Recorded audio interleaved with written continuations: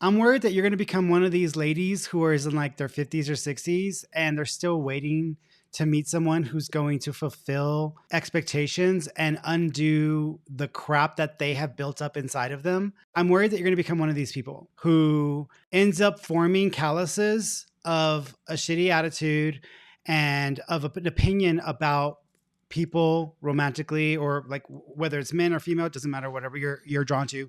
But I feel like you're going to turn to one of these women who's going to be bitter, alone, and keep getting stuck in victim energy and mindset and victimhood. You got to be careful, because I feel like you're turning into that.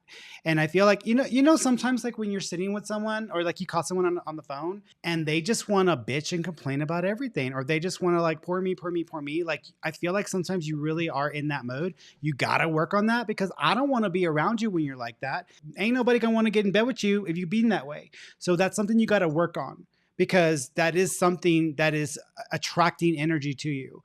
Even though I'm afraid that you might become one of these individuals, and you don't have to like what I have to say. That's okay. I'm still going to say it. But I do think that you're going to have two situations play out. One is, I feel like you got an ex coming back into the picture, and because you might get desperate, you might actually let them back in just to create a little bit of confusion and a mess. So be careful about that. And I feel like that's a likelihood in the next couple of years, mostly around the summer of next year, by the summer of next year.